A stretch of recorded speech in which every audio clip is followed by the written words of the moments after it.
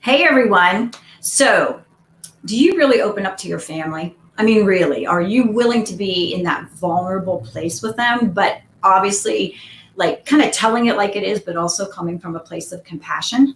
Well, if you feel like that is exactly what your family needs, then you're going to love our show today. We have Veenu here, and she is going to talk about kind of like some of the strategies, but she's got some stories I'm sure to share too, because she literally goes into homes and works with families. So we're going to talk about all that today. My name is Cheryl Bassett, and I am the founder of Unstoppable Connections, international bestseller, and creator of the award-winning Unstoppable Family Meeting Toolkit.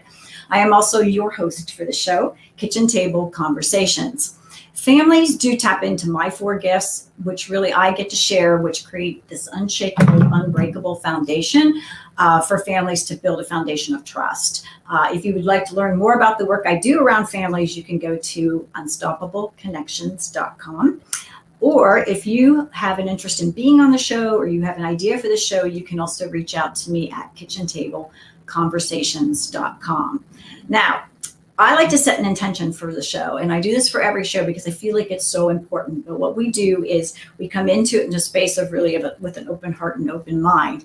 And because this show, what it does is really it covers what I call the fun stuff to the tough stuff and everything in between. But it's all designed to ignite a conversation, to strengthen our families, and to create a positive ripple out into the world. So what we do is we embrace one of the gifts, which is the gift of love, and how we choose to unwrap that gift is to celebrate ourselves and others. So it's with that intention and heart that we welcome the person who came here today with us to share, which is Veenu Keller, and to like allow her to really share with us, having an open heart and open mind, her gifts, her talents, and her passion. So with that, I want to introduce her. You're gonna love her. She's doing some amazing work. I'm just kind of getting to learn some of the things she's doing. But let me read you her bio real quick here. As a certified coach and behavioral specialist, Veenu has a dynamic way of mending the gaps between parents and kids.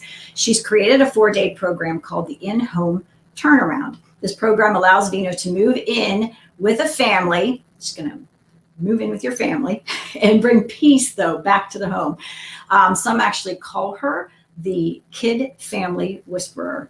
She also recognizes that too many moms do feel overwhelmed and unseen in their home life. With that in mind, Veenu created an easy 3-step process that helps moms and families thrive, kids succeed, and marriages flourish. So without any further delay, I want to bring her onto the screen and introduce her to you so you can meet her. Hi, Veenu. Hi, thank you for that. That was beautiful. Oh, thank you. Thanks for being here. I've been fascinated with your whole approach to this, right? So we all think about reality TV, right? The second you talk about we're going to move in, right? And right, it's hard not to go there.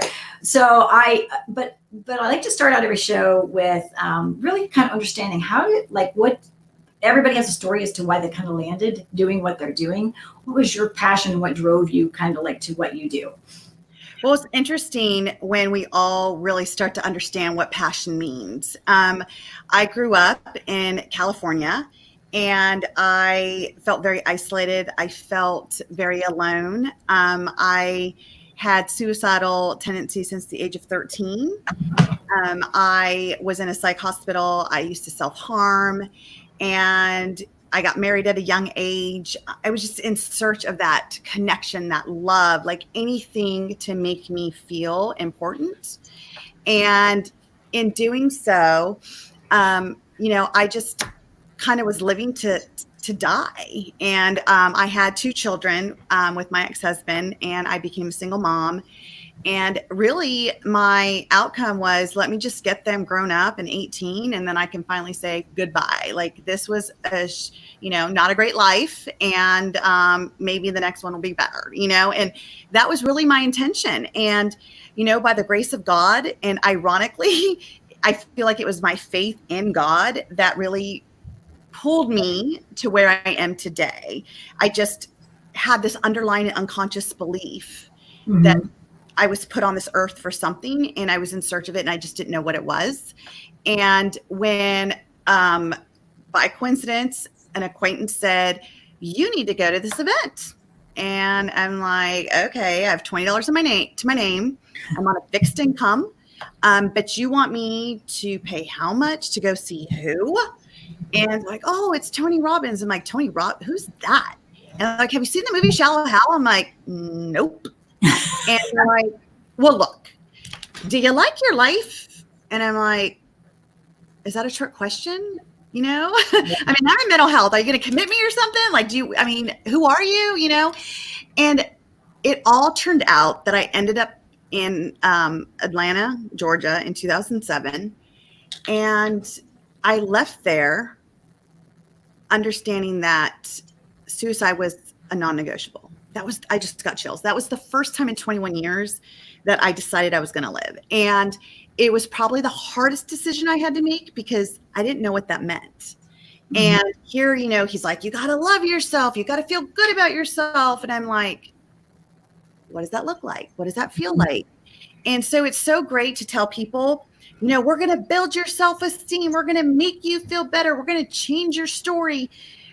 And when you come from a place of alone and not knowing what self-love feels like or looks like, how are you going to even know when it comes to you? How are you going to know what that feels like, right? And so I come back to where I live, to the same environment. I smoked, I drank, I took antidepressants, I was on Xanax for my anxiety. And within a year, I stopped it all.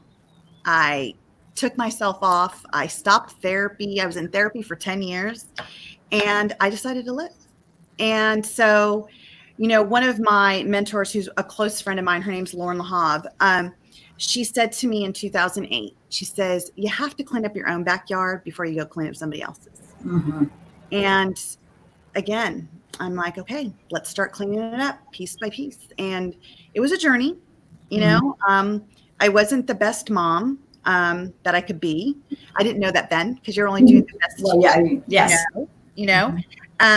And I would transpose a lot of my baggage from my childhood through my parenting. I was not aware of that.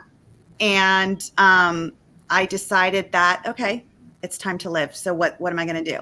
So I ended up getting fired from my job, which I'm like, great. So let me start my own company. So I started my own company. I've been in mental health, early interventions. I've worked with kids on the autism spectrum and any disability you can think of. I worked with it probably for the last 20 something years. I was certified as a mental health provider and an infant toddler family specialist. So I wrote plans and everything. But the one thing that has driven me my whole life is human behavior. Why did the bullies bully me? Why did I allow myself to be a victim? What did I get from that? What did it make me feel like? What did it make them feel like? Like I was so intensely into this behavior thing. Like I just studied behavior and I got my degree in psychology. And I went on to get certified as a life coach because it was all about like, if you ask a better question, you get a better answer. And I just kept pulling and pulling and pulling. And then I created this huge movement, well, huge for me, called the Bully Proof Life Movement. I was co-authored in a book, the first book of Bully Proof, Unleash the Hero Inside Your Kid. And that just like, I know what I was here for. God put me through this. So I could not just see it from the outside and have an idea of what it looks like. I know what it felt like. Mm-hmm. Like I knew the questions to ask people because it was the questions that weren't asked to me. And I'm like, oh my gosh, this is why, like God chose me. Like, how exciting is that? And this is a girl who I tried to scrub my color off me when I was 6 because I didn't want to be brown. And I couldn't appreciate anything about this beautiful person. And I didn't know how to live. I didn't know what to feel like. And all of a sudden, I'm like, oh my gosh, he chose me for this. This is my mission. So now here I am going into schools. I'm going all over the country. I'm doing tours everywhere, going into schools, talking about how do you become bully proof? How do you love yourself? What would that feel like? What does it feel like to have self-esteem, self-worth? And it was lighting me up to have these kids come to me and say, oh my gosh, I was going to kill myself. And now all of a sudden I want to live just hearing your story because you are my story. And I said, oh my God, thank you for allowing me to be your mirror. And yes. So what is that going to look like? And I was so on fire. And then I realized that that momentum in them also died when I left. And I'm like, so what has to happen? What do we need to do to help our children create that fire inside of them that stays alive, that pulls them into their future and wanting more? And then I'm like, I got to get into homes. I got to get into homes. But what is that going to look like? Am I really the parent coach? You know? And my child happened to say, I was like, it was Thanksgiving. And I said, you know, are you going to come with me for Thanksgiving? And he's like, why? I'm like, what do you mean, why? And he says, well, you're so like, all you do is judge me. I'm not good enough. Like, no matter. And I'm like, me? I made you feel that way? And it was in that moment, I'm like, oh my gosh, it starts with parenting. It starts with us, what we ask our kids, what we say to our kids. Do we parent out of guilt? Because I sure as heck did. That's why I was $80,000 in credit card debt, because by no means were my kids going to feel like we were poor, because I grew up poor. You know, I never liked the word no matter what I wanted to do. Oh, we can't afford it. That wasn't going to be me. So I parented out of guilt. I created entitled children because I couldn't tell them no. I don't want to feel guilty. Your story's beautiful, first of all. Your energy and passion around it, obviously, I think it would be just so contagious, right? And I can absolutely see why when you went into the schools and they would see the passion inside of you. And as you share the story, first of all, the show today, we called it Real, Raw, and Vulnerable. And obviously, you are real, raw, and vulnerable, which is just absolutely beautiful. And I love that. So, you know, so your story and how you got where you are obviously is everything. But I'm also wondering, like, as you, I'm just imagining what it was like when you went into the first home. And let me just share something real quick, because I've gone into homes and I don't do anything close to what you do, but I have gone in to help them like kickstart a family meeting. And I found out really quickly too, and I think this is where you're heading, is that it really wasn't the kids that was the issue. It was the parents and the disconnect that was happening really from them to the kids, right? And connecting those dots. So, but I'm just imagining what that was like when you went into your first home. So maybe share a little bit about what that looks like. Yeah, I had no program when I went into the first home. Like, I was going into homes every day for, at that point, I think like 14, 15 years. And so I would go into homes every single day of my life. I would have the same client every Monday at 8, every Tuesday at 9. Like, so going into homes was not new to me. Like, that was part of my job as an early interventionist. Okay. And so, but what I was finding was like the different dynamics. Like, why was this child progressing with the work I was doing? Because mom was doing it with me. Why was that child not doing it? Because mom thought I was just going to come fix her children and she could just sit back and watch. So like, there was different dynamics. And then in this family, the parents were arguing and the kids were watching. So it was a distraction. And then in this family, the family was all engaged. Dad would take off work just to come for our hour because he wanted to see how his child was progressing. So I was like watching all these different dynamics. And there was an opportunity that a family was having a challenge, and they were in Georgia, and I overheard the conversation, and a friend of mine said, well, Veenu goes into homes, and which was not a lie. I do go into homes. I was going into homes every day for 15 years or something. And they're like, well, we live in Georgia. Like, how would that work? And I'm like, well, and just, on the cuff, I'm like, we will make it work. We'll figure it out. Like, I will come, give me, at that time, 3 days with you guys. It'll be an intense thing. We're going to work all together. I'm going to work with the kids. I'm going to work with you and your wife. We're going to find out what's the disconnect. We're going to find out what we need to do to get plugged back in together. Right. Because when we have children, we never think about and we're going to fight all the time, and our kids aren't going to listen to us, and we're just going to give them what they want, and we're just going to laugh all the time. Like, that's not no, that doesn't work. And so when I went in, I had no plan. But what I did know is that I could do this. Like, I just went in with 100% confidence. And the father and I were talking, and he pulled me. He's like, so how many of these have you done? And I said, oh, you're my first one. And he's like, what? No, I'm already in their home. He's like, what do you mean we're your first one? He's like, you've been telling me that you've been going to homes for 15 years. I'm like, I have. I have. And I said, but I've never stayed the night in a home. I've never worked with this family intensively. But yet, if you feel by the day I leave that it was not worth it, I will return all your money and I will say thank you and I will go home. Mm-hmm. And I'm going to tell you, they had a child that was at like a behavioral boarding school and she was home just for holidays. They never sent her back. Oh, she nice. stayed in the home. Yeah. And like they had hospitalized her. They had got her therapy. They had put her on meds. They had all these diagnoses. I'm like, let's take off the labels. Let's see the child. Let's look at what the need is, because every behavior is just an opportunity to get a need met. And so we had to focus on that. And like mom had her stuff going on. Dad has his stuff going on. And that's where it all evolved. Because what I noticed living with the family, and this is why I'm different from the super nanny.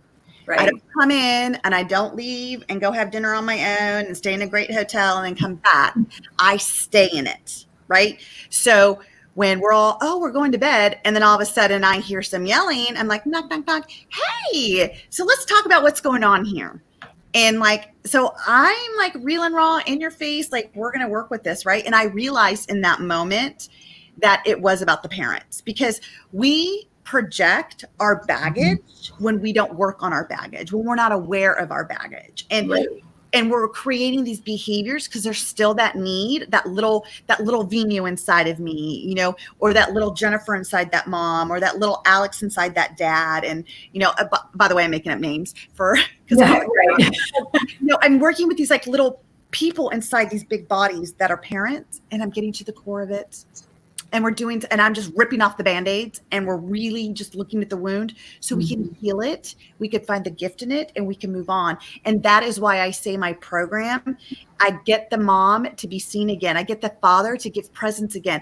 I figure out what's their formula. What do you need to be seen and appreciated? What do you need to be seen and appreciated? What's going to have to happen for you not to criticize and complain to your husband all the time and to really appreciate it? How could you ask him in a different way to get your needs met?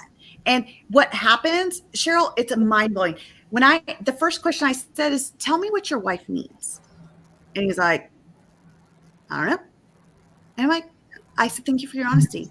I said, tell me what your husband needs. And she's like, sex. I'm like, yeah. That is true. Yeah. And what else? You know, and she's like, I don't know. And I said, and this is why this is not working. If you two don't even know how to meet each other's needs or know what the needs are, how do you know what the needs are of your kids? And that's what we forget to do. You know, when our kids are acting out, having behaviors, not listening, why?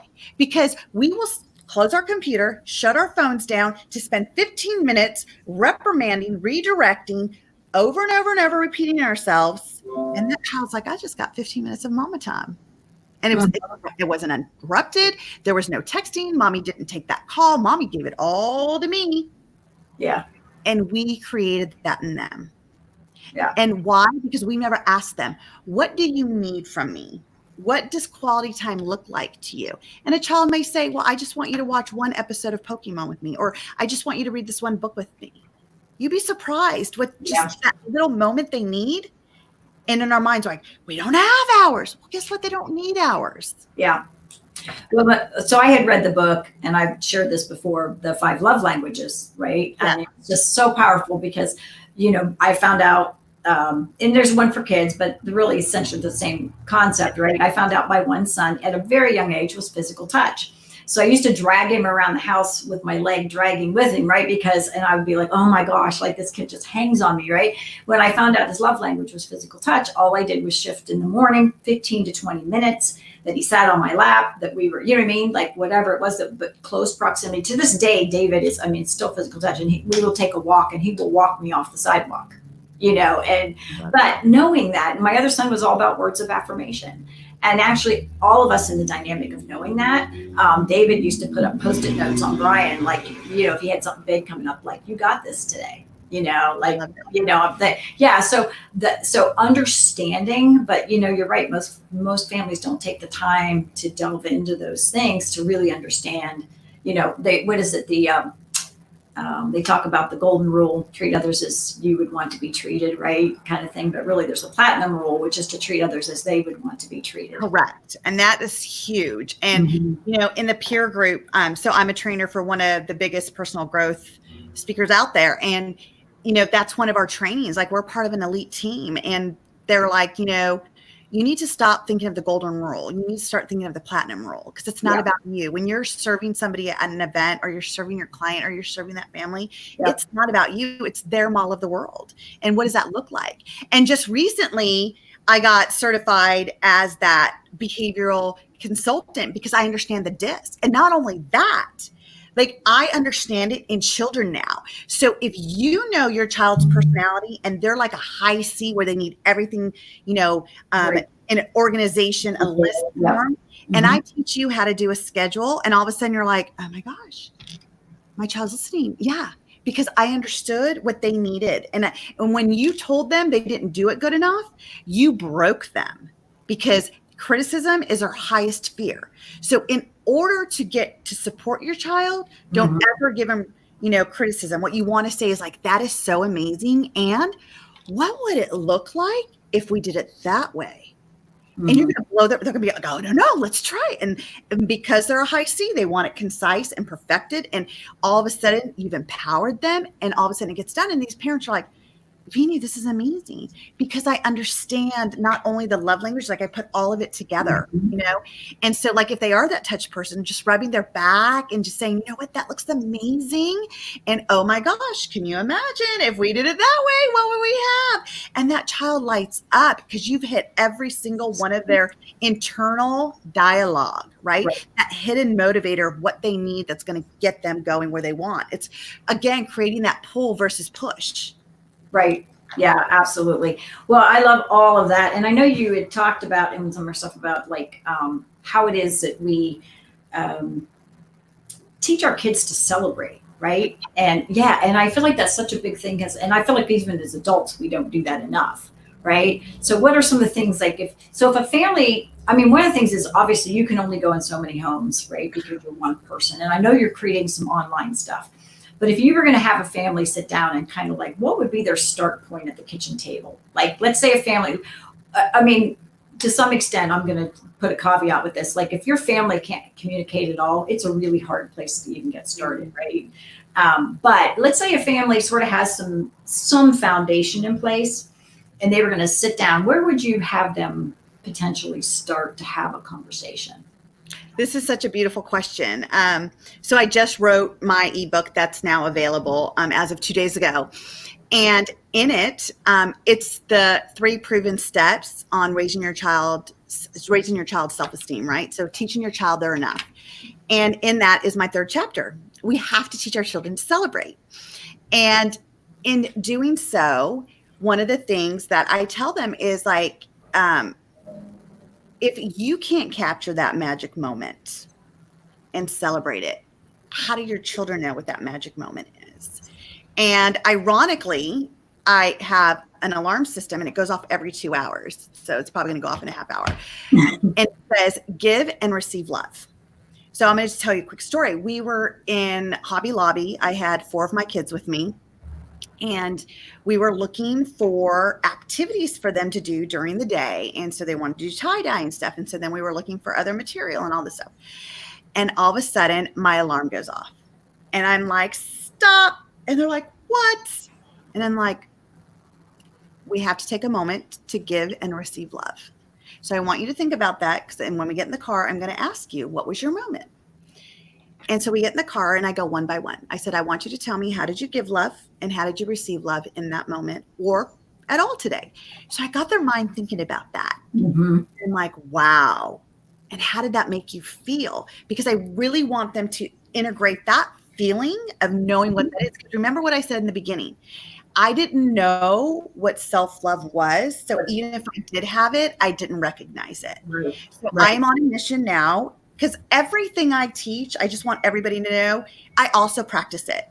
And sometimes it's not a common practice. And so I'm learning and growing with you guys. And that's why I say, like, I'm totally the imperfect parent learning with you and doing it too. So I'm very, like, do the best I can to stay congruent, right? So I'm doing this with my own kids. And now I'll be on like this and they'll come down and be like, did your alarm go off? Because we didn't hear it. Yeah. I'm like, no, but you could tell me, oh, I want to tell you how I gave love. And all of a sudden they go into like, oh, how did you receive it? And what is happening? They're starting their day off because mama's going to ask them. And we started that conversation at dinner now. So now I go around the dinner table and every single one of us have to tell us, what did we do to give love? And what did we do to receive love today? And sometimes I have a whole list and sometimes not. And then I also incorporate, tell me one magic moment. And this is the conversation that we're not having. We are so used to, and I was guilty of it in the past, of saying, how was your day? And my boys would be like, good. And I'm like, oh, phew, thank God there's no problems. Okay, what do you want for dinner? Mm-hmm. Instead of saying, what was great about your day? Yeah. And go into detail, right? You open up the conversation. It's not a yes or no, and if they say, oh, it's good. What was good about it? Tell me one thing that was good about it and tell me the details about it. Because I want to enjoy it with you. I want to celebrate that with you. So I'm teaching them how to celebrate that one moment. Yeah. And then I would say to them, and tell me what's one area I can support you on. And a lot of times, especially because my twins just turned 8, so they'll be like, oh, recess or lunch was a great time. And if I say, what can I support you on? They're like, I don't know. And so I'll go into detail. I'm like, well, did you have any challenges with your reading today? Did you have any challenges with a student? Did you have any challenges with a teacher? Because I want them to understand that the word challenge means that they can come to mommy, to me, and I'm going to support them in it without judgment. Because one of the reasons that I feel, and it's my opinion, with the families, because I've talked to them, the ones that have called me the kid whisperer, the family whisperer, like, what did that mean? And I didn't realize there was a dog whisperer when I was being called this. And I'm like, is that the same thing? Oh, yeah. I think there's like a horse whisperer. Right. And I'm like, what is that? And it was funny because these families would say, you have a way of coming into the chaotic life of ours and you were able to calm it down. And it's interesting because when I explain to people that call me and, the cost of coming out and I wouldn't even say the cost of the investment, what's it worth to you to have all this change? In their mind, they want to believe it so bad. And the ones that do hire me will always say, I'm going to tell you we were skeptical, but oh my God, on day 4. Yeah. Oh my God. And I said to them, every person I say, is there some way I could have said it differently to you in the beginning? Is there anything that I could have told you differently that it would have been like a hell yes? And they're like, Veenu, what you do is there's no words. There's no words. Like what you described is exactly what you do. But until somebody experiences, and I like the kids call me Miss V. They're like, until you experience the Miss V in the house, there are no words. There's no way you could describe it anymore. And so it's interesting, right? Because I feel like every family has their own experience because every family's in their own spot. Yeah, for sure. Yeah, you do bring up something though that I would harkens me back because we had a family meeting every Sunday night at 7, and I shared some of the agenda that we do. That's part of what I share, a family meeting toolkit, right? That they get to tap into, and one of the things on there is a random act of kindness. And I had a family say to me one time, well, we sat down, but we haven't really we didn't have a random act of kindness this week. And I'm like, but it doesn't matter. The point is you're talking about it. So what happens is over time, you start to see it. You see opportunities for it, you see them happening. And so I'll never forget David running in the door from school one time and saying, Mom, if we leave right now, we can go do a random act of kindness. And I'm like, I'm in, and so we did. And it was a little thing, but he was in that thought process, and he was excited then when we did our family meeting to share that. So I think what you're saying is that, allowing them to be in that space of, what was good about my day and really thinking about it. Because when you're doing that, you're obviously stepping into being grateful as well. Mm-hmm. And I think that us parents, and I say us because I want everybody, I've been there. I have been there. And, if you ask my boys, they'll be like, oh my gosh, my mom was the best mom. Thank you. And you're right. I was. In that moment, I was the best mom that I knew how to be. Mm-hmm. And now I think the biggest compliment I get from my boys now are like, you parent the twins so differently. I'm like, thank God. Thank God. Yeah. Thank God. And the other thing that I would love for your families to know, whoever needs to hear this, is Stop allowing your children to be your measurement tool. If your child has that meltdown, which I call emotional release, or, like I've had, my child's been arrested, as an adult, like I could have looked at that and said, oh my God, it's all my fault. Like if I would have done this better, it's not. Like everything I've taught my children, like my boys have been to Tony Robbins. They've walked on fire. It's not that I haven't provided them with the tools, but it's not my job for them to use the tools. Yeah. What they needed was that lesson. And the other thing is, don't take on their mistakes as yours. It wasn't your mistake. All you are is to guide them. And so like, I remember that moment, it was years ago. Right. And he got arrested. I left him in jail because I'm that parent. And when I saw him, and mind you, like I've already transitioned into this parent person that I am today. Right. And so the old me, which my son expected to show up, the old me would have been like, I can't believe you did this. And this is not how I raised you. And shame on you. And like, we've talked about this. And, just because you're 21, you should have known that. And when I saw him, I asked him just a few questions. I said, how are you doing? Mm-hmm. What did you learn from this? And what are you going to do better? Mm-hmm. Oh, and then the fourth thing is, how can I support you? Yeah. And I did. I mean, I found him an attorney who wasn't really the best, but I did find him an attorney. He paid for it. Like financially, I was not going to support him because he needed that lesson. And I'm going to tell you, like, he's not drinking. Right. He doesn't drive anymore. And if I would have hammered into him what shamed and blamed, would he have had the same results? Maybe not. Because I 100% agree. I had a similar situation with my older son too. And just the same thing. Like, I'm like, well, like he needs, like if you rob them of their life experience, if you're always trying to save them, and they don't get to become the best version of who they get to be in this lifetime if you're always stepping in and making it okay for them. So I'm 100% with you. I mean, obviously we wouldn't want any harm to come to them, but most it's like they get to, my dad at the time was like, oh, we should get him an attorney. We can get him out of this. I'm like, no, we're not doing that. You know what I'm saying? Like, this is for him to walk through and to learn from. So I totally, like, I'm 100% on board. So we are kind of at that time frame, but two things before we go. I want to, number one, I put this up before, but I'm going to put it up again, and I'm going to say it out loud because sometimes we have people that listen on podcast once we strip the audio from this, and so if they don't see it. So it's VeenuInspires.com, and I'm going to spell it not the way I was spelling it because it was wrong, but it's VEENU Inspires, INSPIRES.com. And I do know from being to her website, which is beautiful, that right on the front page, it pops up for that little book that you were talking about, and something that families can use right now at, the kitchen table in terms of sitting down and having some conversations, which I love. So that's exciting.